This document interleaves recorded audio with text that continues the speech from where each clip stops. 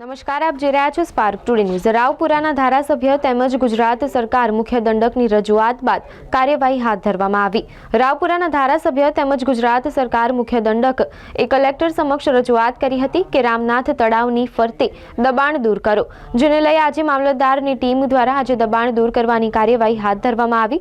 આ કામગીરીમાં પાલિકાની દબાણની ટીમ તેમજ વાડી પોલીસ સ્ટેશનનો સ્ટાફ હાજર રહ્યો હતો। તળાવની ચારે બાજુ દબાણ હતું, જેને આજે દૂર કરવાની કાર્યવાહી કરવામાં આવી।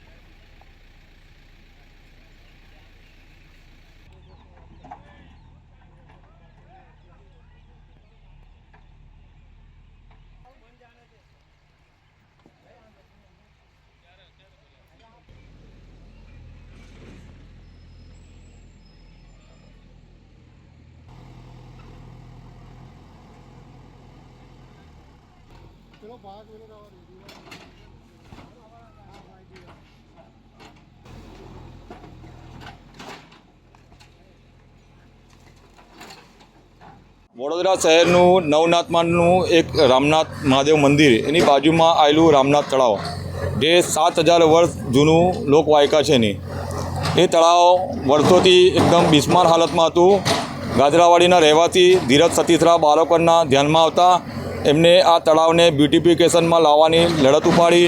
વડોદરા શહેરના વિવિધ હિન્દુ સંગઠનો જોડાયા, પ્રેસ મીડિયાનો બહુ સારો સપોર્ટ મળ્યો, જેના કારણે આ રજૂઆત વડોદરા શહેરના મેયર અને મ્યુનિસિપલ કમિશનર અને આપણા ધારાસભ્યો સુધી ગઈ। પ્રેસ મીડિયાના માધ્યમથી અને ધીરજભાઈની મહેનતથી વિવિધ હિન્દુ સંગઠનોના સાથ સહકારથી આ વડોદરાના આ બ્યુટિફિકેશનમાં આવી ગયું। એના ભાગરૂપે આજે અહીં જે તળાવના ભાગમાં જે દુકાનો ગેરકાયદેસર અને જે દબાણ કરેલું હતું એનું આજે કોર્પોરેશન દ્વારા તોડવામાં આવી રહ્યું છે।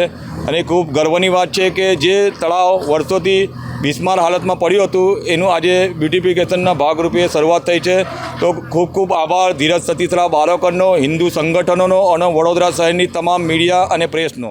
રામનાથ તળાવ ખાતે જે ડિમાર્કેશન થયું ને જે ડિમાર્કેશનની અંદરની જે તળાવની જગ્યા હતી, જે આ દિવાલના એક કંપનીની નાની આ ઘર આવતું હતું સાહેબ, એ આજે રોજ તોડવાની કામગીરી હાલ ચાલુમાં છે।